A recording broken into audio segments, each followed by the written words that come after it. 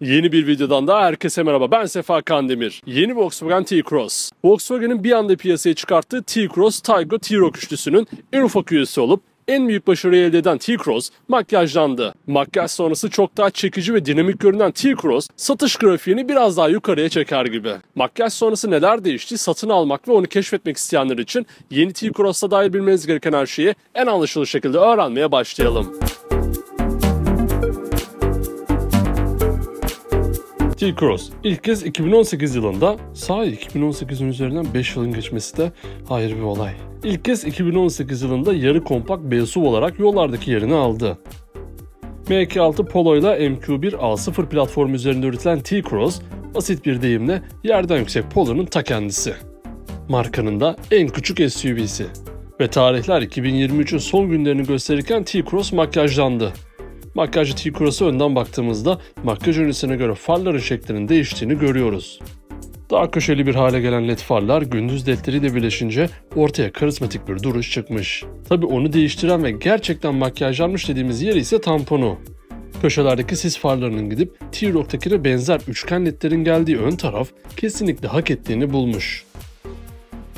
Bu haliyle yeni T-Cross'un ön tarafına koca bir yıldız bizden gider. Makyaj çok hızlı gelince profilde etkilerini görmek biraz zorlaşıyor. Özellikle böyle ansızın gelen makyajlarda değişimin fiziksel olarak en az yaşandığı kısım profil olur. Yeni T-Cross'ta da bu değişmiyor ve profilde gözle görülür bir değişim yaşanmıyor. Tabi ille de makyaja gerek var mı? Bence yok. Ön kapıdan stoplara kadar uzanan keskin omuz çizgisi, plastik dodikleriyle çamurluklar ve yüksek camlarıyla işlev tasarımla birleşmiş. Yeniliğin en büyük olduğu kısımsa jantlar. Yeni tasarım 16 inç jantların eklendiği yeni T-Cross artık çok daha dinamik. Makyaj sonrası üzüm sarısı, metalik açık mavi ve kral kırmızı renkleri de yeniden eklendi. Hali hazırda bir T-Cross'unuz varsa çok ufak bir dokunuşta onu makyajla çevirmek elinizde. Geldik en fazla heyecanın ve hareketin olduğu kısma. Sadece bir stop tasarımının tüm duruşu nasıl değiştirebileceğinin kanıtı olan arka tarafta makyaj öncesi C şeklinde olan stoplar X tasvirine evrilmiş. Öncesinde logoyu ortadan kesen şeritte üst kısma geçmiş. İşte bu ufak iki hamle sonucunda T-Cross makyajlanmış oldu. Tampon da değişirken bu ızgara benzetmeli eklenti daha spor bir hava katmış.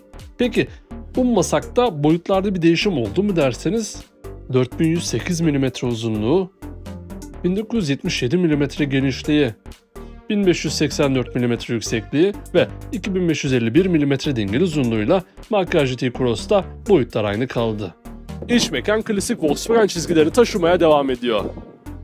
Sevgili izleyicilerimiz, böyle söyleyince de çok mu resmi oldu acaba? Neyse, biz kaliteyi severiz. Sizlerin de bizi izleyerek kaliteyi sevdiğinizi düşünerek halen kanalımıza abone olmayıp bizi takip eden milyonlara abone ol butonuna basarak kanalımıza abone olmalarını hatırlatmak istiyorum. Şimdi hazırsak yeni T-Cross'un iç mekanına dair her şeyi öğrenelim. Makyajlı T-Cross'un iç mekanına girer girmez BSUV sınıfının getirilerini karşılayan koltuklara oturuyorsunuz. Burada Volkswagen'in uzun zamandır kullandığı direksiyonu görüyoruz. Tasarım ve kullanım hissiyatı olarak benim çok beğendiğim bu direksiyonun hemen arkasında standart olarak gelen 10.25 inç büyüklüğünde dijital gösterge ekranı konumlanmış. Ekran her ne kadar dijital olsa da renkleri, yazı fontu ve grafikleriyle Volkswagen karakterini de yansıtması benim çok hoşuma gidiyor. Konsolun ortasında ise değişimin en net biçimde yaşandığı yere şahit oluyoruz. Öncesinde konsolun içine entegre edilen ekran makyaj sonrası ayaklanmış. Standart olarak 8 inç gelen bu ekran en üst donanımda 9.2 inç olarak satın alınabiliyor. Menü tasarımı, dokunmatik hassasiyeti ve kalitesiyle benim fazlasıyla beğendiğim bu ekranın makyaj sonrası tasarımı iç mekanı tamamen değiştirmiş. Devamında ise makyaj öncesiyle bir fark bulunmayıp klima kontrol ünitesi, özellik tuşları, burada cep telefonunuzu koyabileceğiniz bir alan ve USB bağlantı portlarını görüyoruz. Yeni otomobillerdeki minicik vites kolundan sonra bu biraz tuhaf gelse de tasarım hala şık. Onu takip eden kısımda çok alçağa konumlanmış üstü açık bardaklıklar, manuel el freni ve kol dayama sınıf standartlarında. Buna ek olarak her ne kadar ufak sınıfta yer alan bir otomobil olsa da küçük saklama alanlarıyla işlev de artırılmış.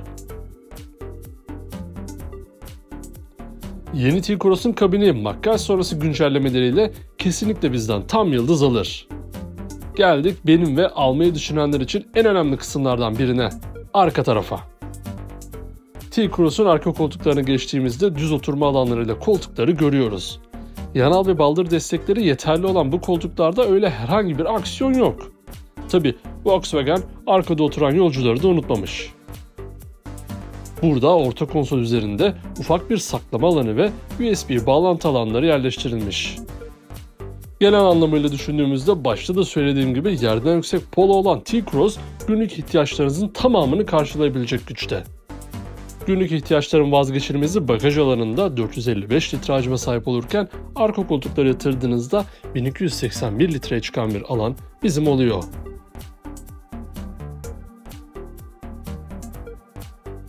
Güvenlik ve sürücü yardımcı özellikleri Volkswagen'in en sağlam olduğu konulardan biri. Yeni Volkswagen T-Cross'un kendisi küçük olsa da büyük sürücü destek asistanları göz dolduruyor.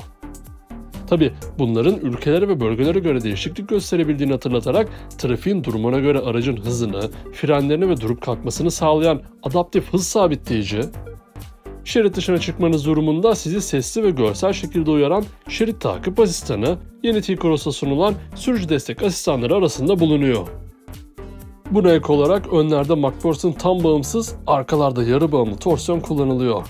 Bu da sürüş dinamiklerine konfor ve kontrol sağlar. Bunların dışında da klasik bir Volkswagen olduğunu söylemem gerekir. Motor seçeneklerinde artık çok yakından tanıdığımız TSI motorlar hem gücü hem de performansıyla tatminkar. Yeni Volkswagen T-Cross'ta hem performanslı hem de düşük hacmiyle verimli TSI motor kullanılıyor. 1.0 TSI kodlu motordan 110 beygir güç üretiliyor. 6 ileri manuel ya da 7 ileri DSG çift kavrama olarak satın alınabilen motordan 200 Nm tork elde ediliyor. Üst silindirli olan TSI motorun maksimum sürati 189 km/s. Yani bir 190 olamamış. Ortalama yakıt tüketimi ise manuel viteste 5.9 litre olurken DSG'de 6.3 litre fabrika verisine sahip.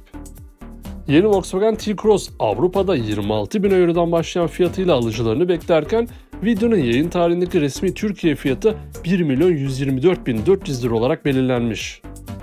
Bakalım ilerleyen günlerde indirim rüzgarından nasibini alan modeller arasına T-Cross da girebilecek mi? Göreceğiz. Yeni Volkswagen T-Cross'un baştan sona bilmeniz gereken tüm özellikleri bu şekildeydi. Ben yeni T-Cross'un makyaj detaylarını gerçekten beğendim. Özellikle de makyaj öncesindeki o küt tasarımın makyaj sonrası biraz daha dinamik hale gelmesi kesinlikle çok başarılı olmuş. Peki siz yeni Volkswagen T-Cross hakkında ne düşünüyorsunuz? Aklınıza takılan her şeyi ve yeni T-Cross hakkındaki düşüncelerinizi yorumlar kısmında paylaşmayı unutmayın. Ayrıca sonraki videolardan anında haberdar olabilmek için kanalımıza abone olmayı, videoyu beğenmeyi ve sevdiklerinizle paylaşmayı da unutmayın. Bir sonraki videoda görüşmek üzere. Kendinize iyi bakın. Sağlıcakla kalın.